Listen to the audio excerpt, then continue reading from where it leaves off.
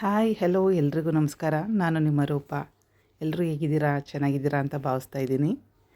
ಇವತ್ತು ಎಳ್ಳಿಕಾಯಿ ಉಪ್ಪಿನಕಾಯಿ ರೆಸಿಪಿಯನ್ನು ತೋರಿಸ್ತಾ ಇದ್ದೀನಿ.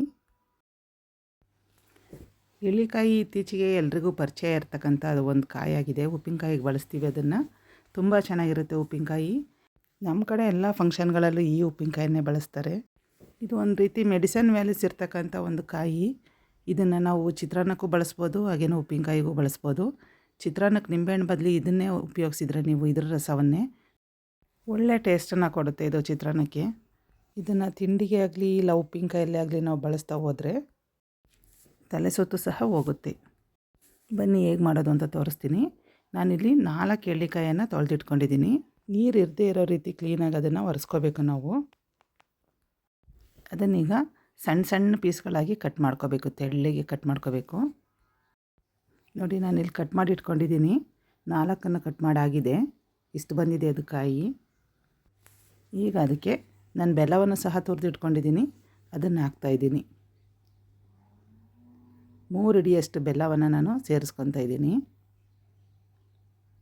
4 ಕಾಯಿಗೆ ಒಂದು 3-3.5 ಹಿಡಿಯುವಷ್ಟು ಬೆಲ್ಲ ಬೇಕಾಗುತ್ತೆ. ಜಾಮೂನ್ ಬಟ್ಲಲ್ಲಾದರೆ ಒಂದು ಬೌಲಷ್ಟು ತಗೊಳ್ಳಿ. ಒಂದು 2.5 ಹಿಡಿಯಷ್ಟು ಉಪ್ಪನ್ನು ಹಾಕ್ತಾಯಿದ್ದೀನಿ. ಇದನ್ನು ಈಗ ಚೆನ್ನಾಗಿ ಕುಲಿಕ್ಬಿಟ್ಟು ನಾವು ತಟ್ಟೆ ಮುಚ್ಚಿ ಇಡಬೇಕು. ನೀವು ನಾಳೆ ಬೆಳಿಗ್ಗೆ ಉಪ್ಪಿನಕಾಯಿ ಕಲಿಸ್ತೀರಾ ಅಂದರೆ ಇವತ್ತು ನೈಟ್ ಹೆಚ್ಚಿಬಿಟ್ಟು ಈ ರೀತಿ ಬೆಲ್ಲ ಮತ್ತು ಉಪ್ಪನ್ನು ಮಿಕ್ಸ್ ಮಾಡಿ ಇಡಬೇಕಾಗುತ್ತೆ. ಇಲ್ಲ ನೈಟ್ ಕಲಿಸ್ತೀರಾ ಅಂದರೆ ಬೆಳಿಗ್ಗೆ ಹೆಚ್ಚಿಬಿಟ್ಟು ಇಡಬೇಕು. ಅದು ಪೂರ್ತಿಯಾಗಿ ಬೆಲ್ಲ ಉಪ್ಪು ಎಲ್ಲ ಚೆನ್ನಾಗಿ ಕರಗಿ ನೀರಾಗಿರುತ್ತೆ. ಈ ರೀತಿಯಾಗಿ ಕುಲಿಕ್ಬಿಟ್ಟು ನೀವು ಇಡಬೇಕಾಗತ್ತೆ. ಈಗ ಇದಕ್ಕೆ ಒಂದು ತಟ್ಟೆಯನ್ನು ಮುಚ್ಚಿಬಿಟ್ಟು ಇಡೋಣ. ಈಗ ನೈಟ್ ನಾನು ಕಲಸಿಡ್ತಾಯಿದ್ದೀನಿ. ನೋಡಿ, ಈಗ ಮರುದಿವಸ ಬೆಳಿಗ್ಗೆ ಬೆಲ್ಲ ಮತ್ತು ಉಪ್ಪು ಚೆನ್ನಾಗಿ ಕರಗಿದೆ. ಹಾಗೆಯೇ ನಾನು ಸ್ವಲ್ಪ ಎಣ್ಣೆನ ಹಾಕ್ಕೊಂಡು ಸಾಸಿವೆ ಒಗ್ಗರಣೆ ಮಾಡಿ ಇಟ್ಕೊಂಡಿದ್ದೀನಿ. ಅದನ್ನು ತಣ್ಣಗಾಗೋದಕ್ಕೂ ಸಹ ಬಿಟ್ಟಿದ್ದೀನಿ. ಈಗ ಇದಕ್ಕೆ ನಾವು ಖಾರದ ಪುಡಿಯನ್ನು ಹಾಕಿ ಕಲಿಸ್ಕೋಬೇಕು. ಹಾಗೆಯೇ ಫ್ರೆಂಡ್ಸ್, ಯಾರೆಲ್ಲ ನನ್ನ ಚಾನಲ್ ನೋಡ್ತಾ ಇದ್ದೀರಾ ಪ್ಲೀಸ್ ಸಬ್ಸ್ಕ್ರೈಬ್ ಮಾಡ್ಕೊಂಡು ನೋಡಿ. ಈಗ ನೋಡಿ, ಎಲ್ಲ ಮಿಕ್ಸ್ ಮಾಡ್ತಾಯಿದ್ದೀನಿ. ಅದನ್ನು ಎಷ್ಟು ಚೆನ್ನಾಗಿ ರಸ ಬಿಟ್ಕೊಂಡಿದೆ ನೋಡಿ.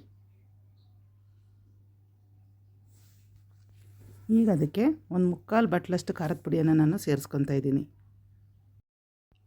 ಖಾರದ ಪುಡಿಯನ್ನು ಸೇರಿಸ್ಬಿಟ್ಟು ಚೆನ್ನಾಗಿ ಮಿಕ್ಸ್ ಮಾಡ್ಕೋಬೇಕು.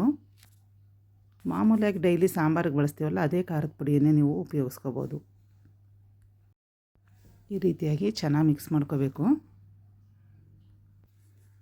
ನೋಡಿ, ನಿಮಗೆ ಬೇಕಂದರೆ ಉಪ್ಪು ಅಥವಾ ಸ್ವೀಟ್ ಏನಾರು ಕಡಿಮೆ ಆಗಿದೆ ಅನಿಸಿದರೆ ಇಲ್ಲ ಖಾರ ಕಡಿಮೆ ಆಗಿದೆ ಅನಿಸಿದರೆ ಇನ್ನೂ ಸ್ವಲ್ಪ ಸೇರಿಸ್ಕೋಬೋದು. ಆ ಟೈಮಲ್ಲೇ ಏನಾಗಲ್ಲ.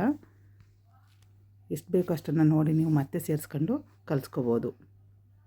ನೋಡಿ, ಇನ್ನೂ ಸ್ವಲ್ಪ ಹಾಕ್ತಾಯಿದ್ದೀನಿ ನಾನು. ನಾವು ಹೆಚ್ಚಿಗೆ ಸ್ವೀಟ್ ತಿನ್ನಲ್ಲ ಅನ್ನೋರು ಸ್ವಲ್ಪ ಬೆಲ್ಲನ ಕಡಿಮೆನೂ ಸಹ ಹಾಕ್ಕೋಬೋದು.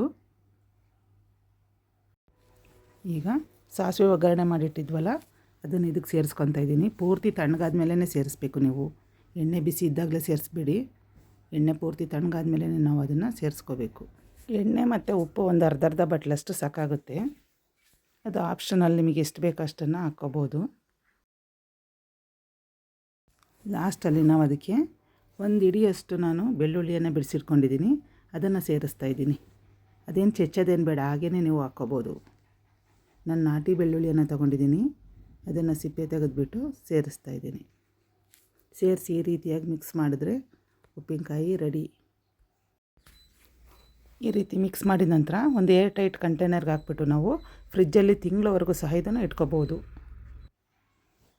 ನೋಡಿ, ನೋಡಿದರೆ ಬಾಯಲ್ಲಿ ನೀರು ಬರ್ತಾಯಿದೆ. ಎಷ್ಟು ಚೆನ್ನಾಗಿ ಉಪ್ಪಿನಕಾಯಿ ರೆಡಿಯಾಗಿದೆ. ನೀವು ಒಮ್ಮೆ ಟ್ರೈ ಮಾಡಿ, ಹೇಗೆ ಬಂತು ಅಂತ ನನಗೆ ಕಮೆಂಟಲ್ಲಿ ತಿಳಿಸಿ. ತುಂಬ ಟೇಸ್ಟಿಯಾಗಿರುತ್ತೆ, ಹಾಗೆಯೇ ಆರೋಗ್ಯಕ್ಕೂ ಕೂಡ ಒಳ್ಳೆಯ ಉಪ್ಪಿನಕಾಯಿ ಇದು.